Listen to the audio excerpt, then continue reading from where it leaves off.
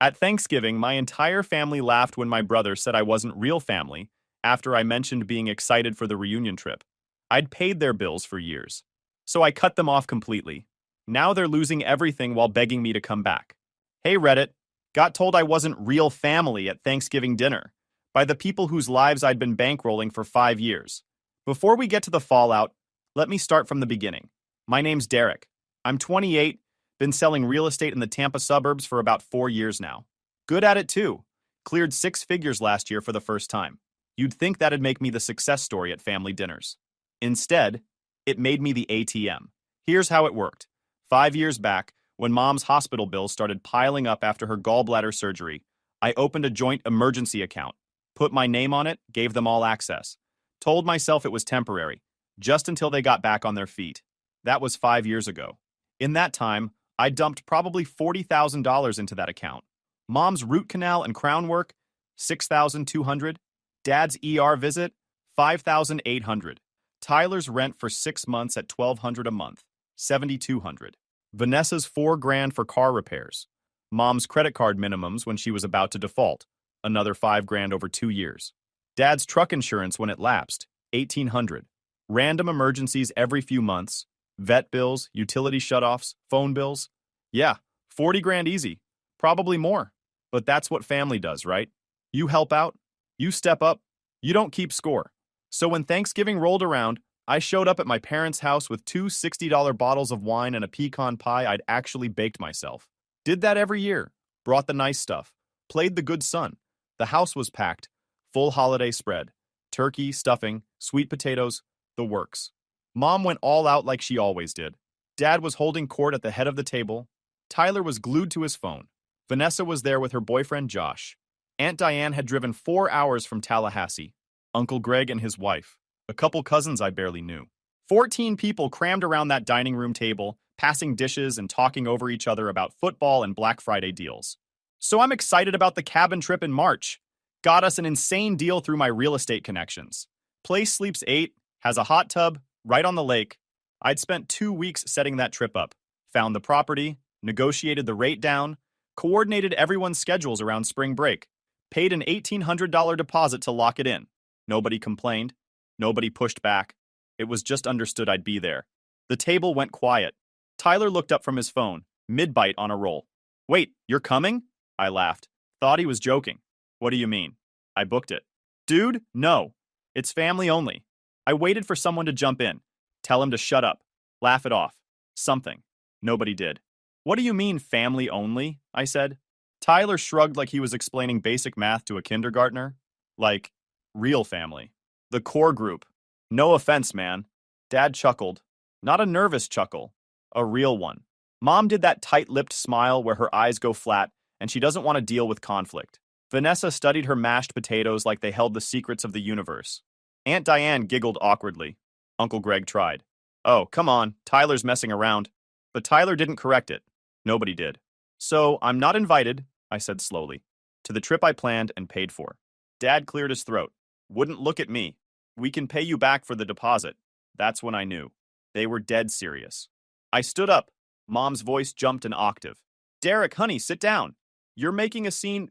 No scene, I said. I'm just done. Enjoy your meal. Walked right past my untouched pecan pie on the counter. Out the front door. Didn't look back. Could hear Tyler laughing as the door closed.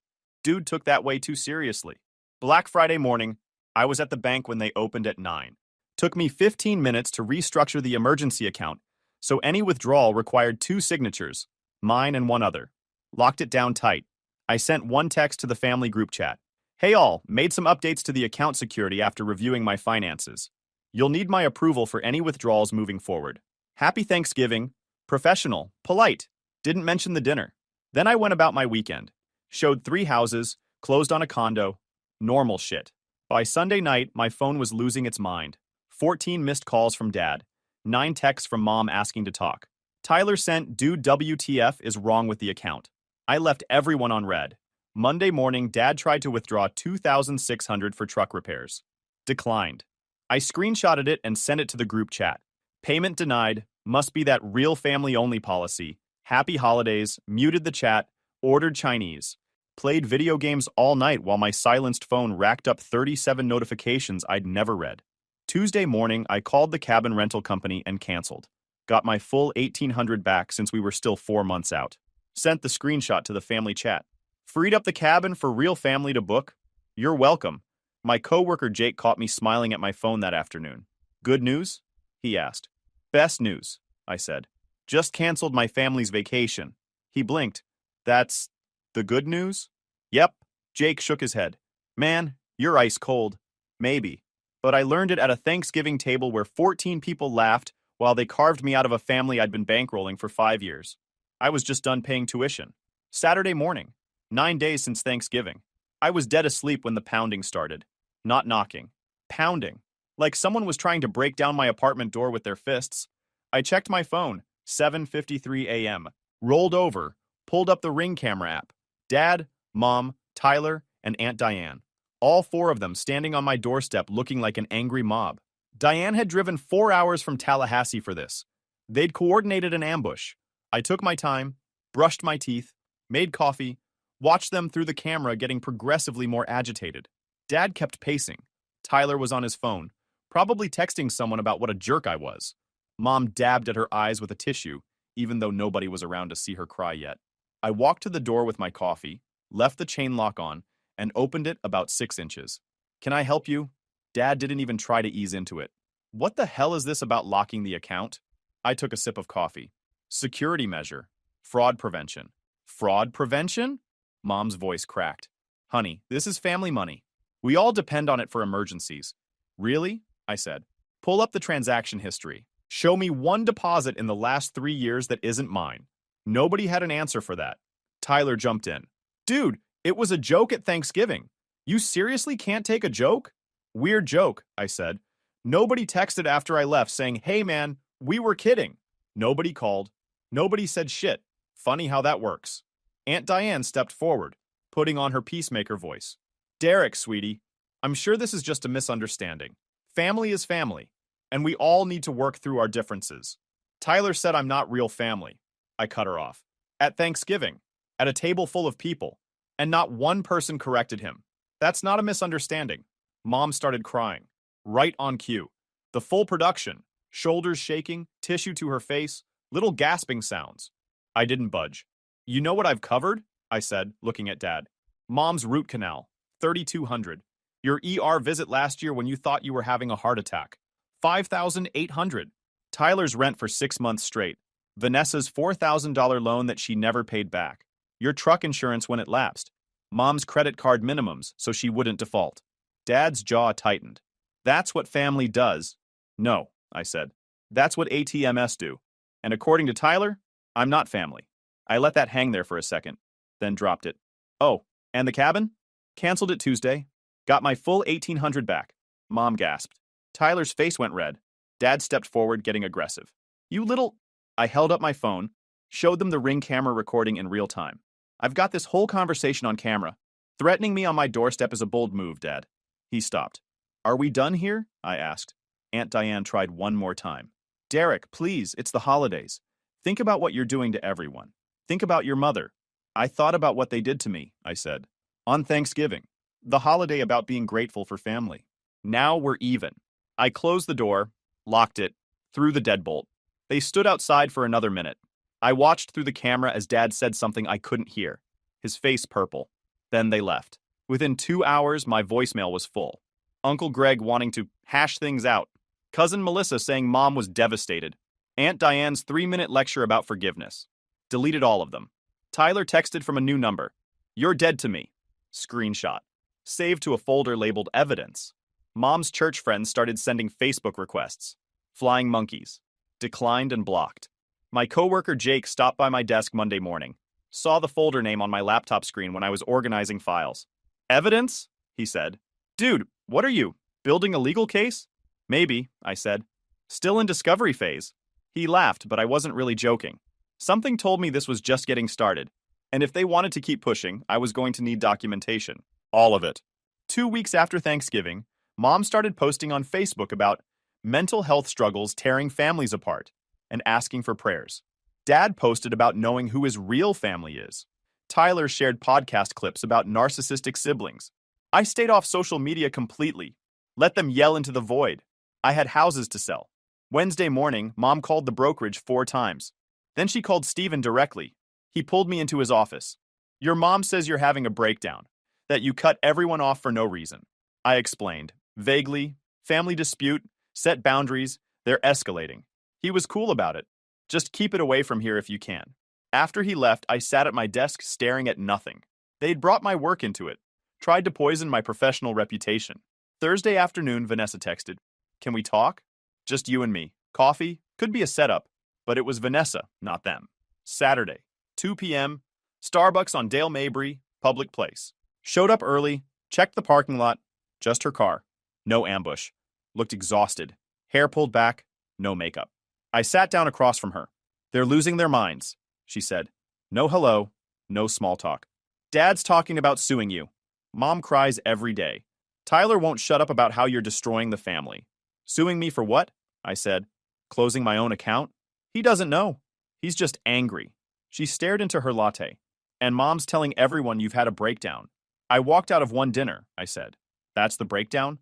She didn't answer right away. "I've been thinking about everything. How many times you bailed me out." Her voice cracked. "That $4,000 I borrowed for my car. I never paid you back." "I know." I sat there at Thanksgiving and laughed. She looked up at me, eyes red. "When Tyler said that about real family, I laughed. And then I wondered why you left." First real crack in the family wall. She told me she'd been feeling suffocated by our parents for years. They controlled everything, guilted her about every decision. She wanted out but didn't have savings. "Where would you go?" I asked. "I've got a friend in Nashville. Works in accounting. Said there's an opening at her firm. She offered me her spare room while I get on my feet." She looked down. "I just don't have the money to leave, so I'm stuck." I understood that. Being trapped because you couldn't afford to escape. "I've been where you are," I said. She nodded, wiped her eyes. For the first time in years, I was sitting across from someone in my family who actually got it. Someone who finally saw the cage. 3 weeks after Thanksgiving, I was doing my quarterly credit report check. Habit from working in real estate. You need clean credit to stay credible with clients and lenders. Pulled up my Experian report and scrolled through the usual stuff. Student loans, car payment, credit cards. All good. Then I saw it. Hard inquiry from Badcock Home Furniture. Dated July, 5 months ago. I'd never been to a Badcock in my life. Below that, account opened. Financed amount, $2,847. Status, 150 plus days past due. My heart rate kicked up. I called the store directly. Got transferred twice before landing with someone in their credit department. "Hi, I'm seeing an inquiry on my credit report from you guys. Can you tell me what this was for?" Keyboard clicking on the other end. "Sure, let me pull that up." "Okay, yeah. Account opened in July. Financed $2,847 in furniture. Delivered to..." She read off an address. My parents' address. "Can you send me a copy of the application?" I said. "Sure thing. I can email that over. Do you want the payment history too?" "Yeah, all of it." Hung up. Sat in my car outside a property I'd just shown, staring at my phone. Email came through 3 minutes later. Opened the attachment. Scanned copy of a credit application. Name, Derek Sullivan. Social security number, mine. Address, my parents' house. Signature line, Derek Sullivan, in handwriting that wasn't mine. I'd know Mom's handwriting anywhere.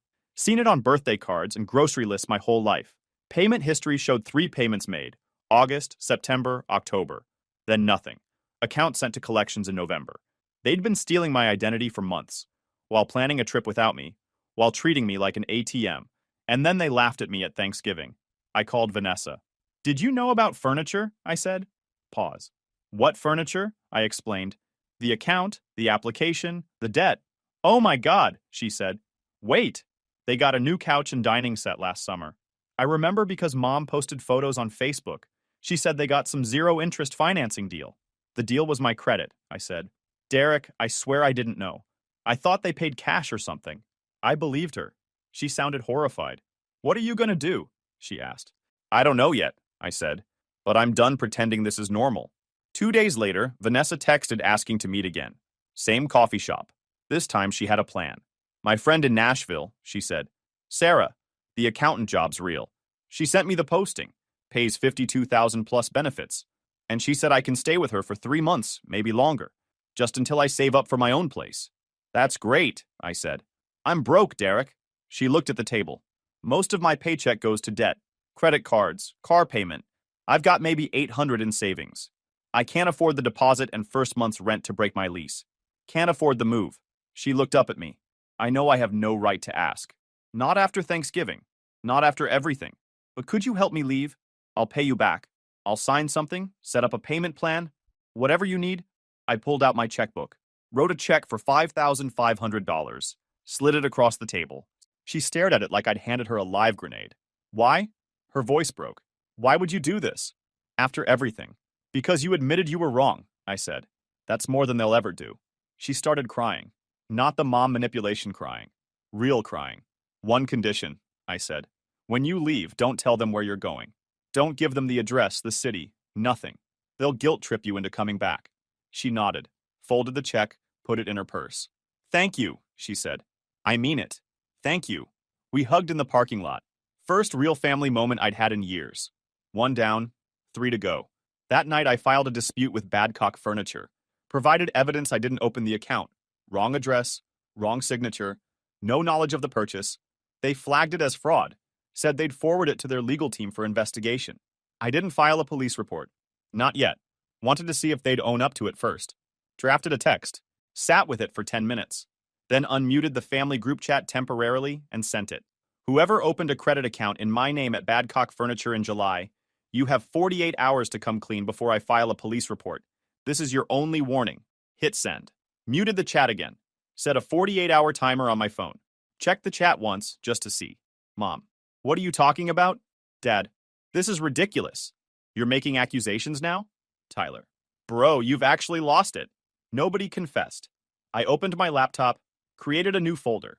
Legal, identity theft. Started organizing everything. Credit report. Email from Badcock. Application with mom's handwriting. Payment history showing the account went delinquent right before Thanksgiving. Opened a notes document. Started building a timeline. If they wanted to play dumb, fine. I had 48 hours of patience left. After that, this went from family drama to criminal case. And I wasn't bluffing. Hour 47. Nobody confessed. I was sitting at my desk, police department's non-emergency number pulled up on my phone. When it rang. Unknown number. Answered it. Yeah? Dude, don't do this. Tyler's voice, calling from someone else's phone. Do what? The police report. It was a mistake, okay? They were going to pay it back. I sat up straight. So it was them. Silence. Then I heard it. The moment he realized he'd just confirmed everything. Look, they were broke. You cut them off. What were they supposed to do? Not commit identity theft, I said. That was literally an option. You're really going to send mom to jail over a couch? I'm going to hold her accountable for fraud, I said. There's a difference. Hung up. 20 minutes later, my phone rang again. Dad's number. Mom's voice. Derek, please. Already crying. Full breakdown mode. I made a mistake. I'm so sorry. I'll pay you back. Monthly payments, whatever you want. Just don't file that report. You had 48 hours to come clean, I said. You didn't. Tyler did. I was scared. Your father said you were bluffing. I don't bluff, Mom. She begged. Promised she'd make payments. Asked what she could do to fix it. Nothing, I said. This isn't about the money. It's about you stealing my identity and trashing my credit. And not even telling me. Hung up. Opened my laptop. Filed the police report online. Uploaded the credit report, the application scan, the payment history, everything. Case number assigned within 2 hours. Then my email dinged, credit monitoring alert. My blood went cold before I even opened it. New inquiry, Capital One. Dated December 8th. I pulled up my calendar, December 8th, 2 days before I sent the 48-hour warning. They opened it before I even threatened them. Probably panicking when they realized the furniture account was flagged. They did it again. Called Capital One's fraud line. Spent 15 minutes on hold. Finally got through. Yes, sir. Account was opened on December 10th. $3,000 limit. Currently has $1,200 in charges. What's the shipping address for the card? She read it back. My parents' house. Can you tell me what the charges are? Let's see. Shell gas station, Walmart, Applebee's, 2 charges at ABC Liquor. I was shaking. Not scared, shaking. Rage shaking. I need to report this as fraud, I said. Absolutely. I'll flag the account immediately and I need copies of everything. The application, the charges, all of it. I'm filing criminal charges. Hung up. Called the police department. Updated my report with the second incident. Then I called Nathan, college buddy who went to law school, now did criminal defense work in Clearwater. Derek, hey man, what's up? I need your opinion on something. How screwed is someone if they commit identity theft twice in 3 weeks? Told him everything. The furniture, the credit card, the evidence. He whistled. Derek, this is textbook. You've got documentation, proof of address, transaction records. They're completely screwed if you push this. How screwed? Identity theft's a felony in Florida. Multiple incidents shows a pattern. They're looking at serious charges. Prison time's on the table if the DA wants it. Good. You sure you want to do this? This is your parents. They did this to themselves, I said. Twice. Police contacted my parents that afternoon for an interview. Told them there was an active fraud investigation. I unmuted the family group chat just to watch. Dad, Derek called the cops on us. Mom, I can't believe you'd do this to your own mother. Tyler, over money? You're actually insane, Aunt Diane messaged me directly. I don't know what's happening, but this has gone too far. You need to drop this now. I responded, they committed 2 counts of identity theft in 3 weeks. I'm not dropping anything. Blocked her. Jake caught me at the office the next day, saw me going through my legal identity theft folder. Dude, he said, you're living a true crime podcast. Yeah, I said, except I'm the victim and the prosecution. That evening, my doorbell rang. Checked the Ring camera first. Learned that lesson. It was Pops, Grandpa Frank. I let him in. Your dad called me, he said. Didn't sit down. Just stood in my living room. Said you're trying to ruin them. Destroy the family. I tensed up. Wasn't sure which side he was on. So I made some calls, Pops continued. Talked to your aunt. Called the police station, confirmed the case number, got the story from their end, wanted to hear it from you. I told him everything. Thanksgiving dinner, the account, the furniture fraud, the credit card they opened while I was threatening legal action. He listened, didn't interrupt once. When I finished, he nodded slowly. You did the right thing. I exhaled. Hadn't realized I'd been holding my breath. I love my son, Pops said. But he's an idiot. And Linda's been a manipulator since the day he married her. I've watched them use you for 5 years. Should have said something sooner. First real validation I'd gotten from anyone. You need anything. Lawyer fees, place to stay if this gets uglier? You call me, he said. I nodded. And Derek? He looked me dead in the eye. Don't back down. They're gonna try to guilt you. Cry, beg, play victim. Don't let them. I won't. He clapped me on the shoulder. Good man. After he left, I sat on my couch in the quiet.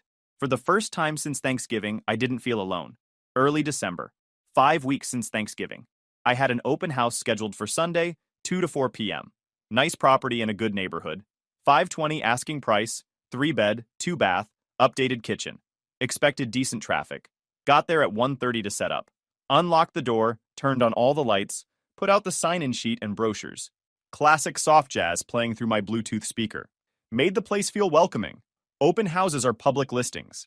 Anyone can look them up online. My name's on every listing I do. Didn't think about that until it was too late. First group showed up at 2:05. Couple in their 30s, pre-approved for $550. Serious buyers. I walked them through, answered questions about the roof, the AC unit, property taxes. We were in the kitchen. I was explaining the granite countertops, pointing out the undermount sink, when I heard the front door open. Assumed it was another potential buyer. Tyler and Dad should have known they'd been tracking my listings, waiting for a moment like this. Dad's voice boomed across the house. We need to talk. Now. The couple I was helping looked at each other. Uncomfortable didn't begin to cover it. This isn't the time or place, I said. Kept my voice professional. You made it the time and place when you called the COPS on your MOTHER, Dad was yelling. Full volume. Other people in the house, at least 3 other groups, were staring now. Tyler had his phone out, filming. You need to leave, I said. Still calm. This is private property. Private? Dad stepped closer. You've been hiding for weeks.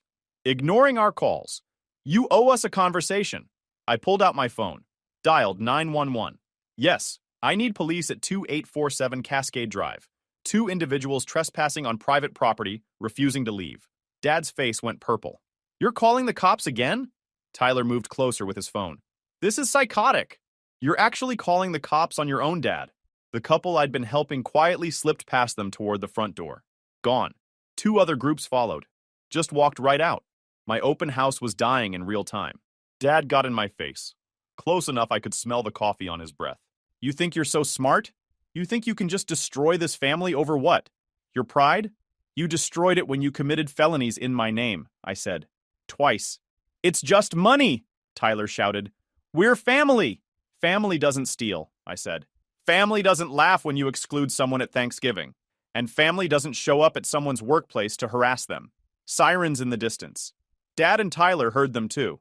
You're gonna regret this, Dad said, jabbing his finger at my chest. We'll make sure everyone knows what you really are. What kind of son does this to his parents? You've been doing that for weeks, I said. Hasn't changed anything. 2 patrol cars pulled up outside. I met them at the door, explained the situation. Trespassing, refusing to leave, disrupting a professional event. Officer asked Dad and Tyler to step outside. Dad tried to argue. This is my son. We're just trying to talk to him. Sir, he's asked you to leave. This is private property. You can go willingly, or we can escalate this. They left, but Dad was yelling threats the whole way to his truck. This isn't over! You hear me? This isn't over! Tyler posted the video on TikTok that night. Edited clip of me on the phone with 911. Caption. When your brother calls the cops on his own dad at work. Family, drama.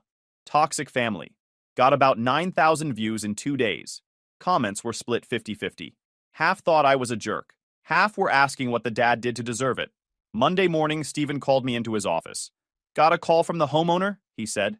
Said there was an incident at the open house yesterday, I explained. Stephen rubbed his temples. Your family showed up at an open house? Derek, what the hell? I know, I'm sorry. It won't happen again. It can't happen again, he said. Not mean, just firm. I get that family stuff's messy. I do. But we can't have this kind of thing at our listings. Makes us look unprofessional. I'm putting you on 30-day probation. One more incident and I have to let you go. Can't risk the brokerage's reputation. I'm filing for a restraining order today, I said. He nodded. Good. Do what you need to do. Just keep it away from work. I felt the shame burning in my chest. Even though none of this was my fault, I looked like the problem. That afternoon, I went to the courthouse. Clerk steered me toward a repeat violence injunction, Florida's version for harassment and stalking by family. Protective order against Richard Sullivan and Tyler Sullivan. Listed everything. Harassment, trespassing, threatening behavior, interference with employment. Attached the ring footage from when they showed up at my apartment. Police report from the open house. Tyler's TikTok video. Hearing scheduled for 10 days out. Day of the hearing. I showed up in a suit with a folder full of documentation. Police reports, fraud filings, ring videos, the TikTok, everything organized with tabs. Dad and Tyler showed up with Aunt Diane for moral support. Judge called the case. Asked me to present. I laid it out. The harassment. Showing up at my home unannounced. Showing up at my workplace. Threatening me. Interfering with my employment. Judge looked through the evidence. Watched the ring footage. Pulled up Tyler's TikTok on the courtroom computer. Dad tried to speak. Your Honor, this is a family dispute. My son is overreacting to a misunderstanding. Did you or did you not show up at his place of employment after being asked not to contact him? Dad hesitated. Well, yes, but... And there's currently an active criminal investigation for identity theft involving you and your wife? Dad went quiet. Tyler tried. He's making it sound worse than it is. We were just trying to talk. I've seen the video you posted, the judge said. You documented the incident yourself. You were trespassing and your father was yelling threats. Temporary injunction for protection granted. Richard and Tyler Sullivan must stay 500 feet away from Derek Sullivan, his residence, and his place of employment. Valid for 1 year. Violation would result in arrest. Dad lost it in the hallway after. You're dead to me! You hear me? Dead to me! I turned to the bailiff standing nearby. Can we get that on record? Pops was waiting in the lobby. He'd driven up to be there. Proud of you, he said. That took guts. Shouldn't have to get a restraining order against your own dad, I said. No, Pops agreed. But you did what you had to do. That night, email from Mom. Long, rambling message about how she was caught between her husband and her son, and just wanted a nice family, and didn't mean for things to go this far. Said she was seeing a therapist now, wanted to make amends. Start fresh. Asked if I'd be willing to meet, just the two of us. No mention of the fraud. No real apology. Just vague mistakes were made language, and requests for reconciliation. I read it twice, then deleted it. Didn't respond. 2 months later. Late January. Life had normalized. New apartment across town. Nobody had the address except Pops. Got promoted to senior agent after closing 8 deals in December. Top seller for quarter 4. Vanessa was thriving in Nashville. Texted weekly updates. New job was going great. Already paid back $800 even though I told her not to rush. Dating someone. Actually sounded happy. Started seeing Amy, a loan officer from work. She knew about the family drama. Didn't judge. Sunday dinners with Pops became tradition. Steaks, football, normal conversation. He never brought up Dad or Linda unless I did first. Credit was recovering. Both fraud accounts removed. Score climbing back into the 700s. Criminal case still moving through the system. Prosecutor building the case. Just waiting. Restraining order active. 7 weeks of silence from Dad and Tyler. Life was peaceful. Then Tuesday morning, 6:47 a.m. Phone rang. Unknown number. Is this Derek? Nurse Campbell from Regional Medical Center. Calling about Richard Sullivan, your father. He's been admitted to ICU. My stomach dropped. Major heart attack early this morning. Critical, but stable. Intubated. Your mother asked us to call. Thanked her. Hung up. Called Pops. Just heard, he said. Happened around 4 a.m. massive. Should I? Your call, son. I sat with it for an hour. Got ready for work. Decided I'd call for updates but wouldn't visit. Not yet. Around 11. Voicemail from a restricted number. Mom's voice. Destroyed. Derek, it's Mom. Your father's in ICU. They don't know if he'll make it. I'm alone. Tyler's at work. Vanessa's in Nashville.